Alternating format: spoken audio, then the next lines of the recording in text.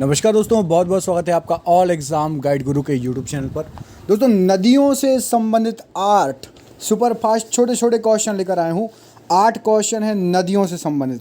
देखते हैं आप में से 8 में से 6 का टारगेट है, कम से कम 6 सही करिए, क्योंकि ये नदियों के क्वेश्चन आपको एग्ज़ाम में पूछे जाते हैं।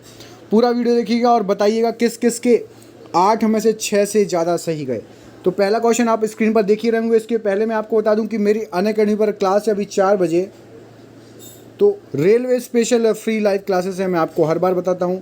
3 टाइम मेरी क्लासेस लगती है। अभी मेरी क्लासेस 4 बजे है, 5 बजे क्लास है मेरी अनअकैडमी पर। डिस्क्रिप्शन बॉक्स में लिंक दी हुई है। करेक्ट 5 से 6 वो क्लास रहेगी, 1 घंटे की फ्री स्पेशल क्लास है। यदि आप पहली बार जा रहे हैं तो मेरा कोड यूज़ कर लीजिएगा SP2021। इस कोड को यूज़ करके आप मेरी फ्री क्लासेस को ज्वाइन कर सकते हैं वहाँ पर, ठीक है। अधिक जानकारी के लिए डिस्क्रिप्शन बॉक्स चेक कर लीजिएगा। चलिए स्टार्ट करते हैं हमारी क्लास को। ये रहा आपका पहला क्वेश्चन। तो तिब्बत में सांगपो कहलाने वाली नदी कौन सी है इनमें से?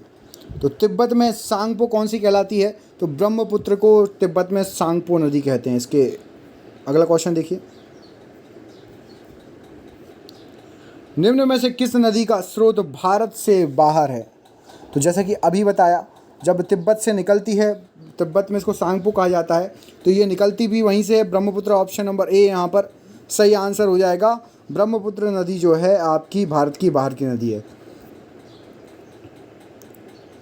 अगला क्वेश्चन देखिए। नासिक किस नदी के किनारे है? नदियों से रिलेटेड तीसरा क्वेश्चन, नासिक किस नदी के किनारे है? तो सही आंसर हो जाएगा, नासिक जो है आपका गोदावरी नदी के किनारे है। महाराष्ट्र राज्य में गोदावरी नदी के किनारे, ठीक है।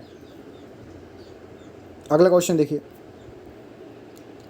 निम्न में से किस नदी को दक्षिण गंगा कहा जाता है? तो क्या हो जाएगा सही आंसर? दक्षिण गंगा कहा जाता है आपका ऑप्शन नंबर बी। गोदावरी नदी को ही दक्षिण गंगा कहा जाता है, याद रखना, मोस्ट इंपॉर्टेंट क्वेश्चन है ना। चलो, दक्षिण गंगा ये नदी जो है आपकी महाराष्ट्र के नासिक जिले से घाट से जो है आंध्र प्रदेश से होते हुए बंगाल की खाड़ी में गिरती है। मोस्टली दक्षिण में बहती है, इसलिए इसको दक्षिण की नदी कहा जाता है।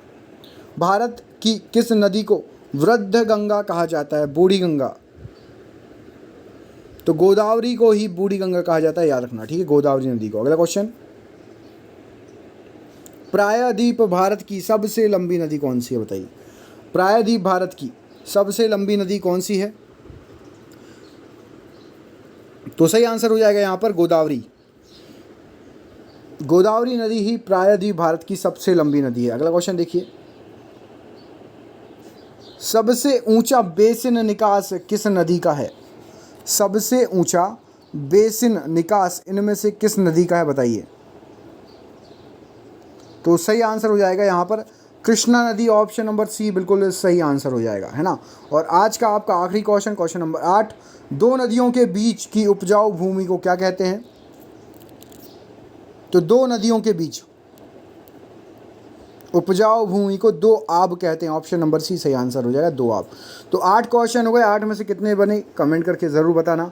और ये एक सरप्राइज क्वेश्चन है, ये अलग से साइंस का क्वेश्चन है।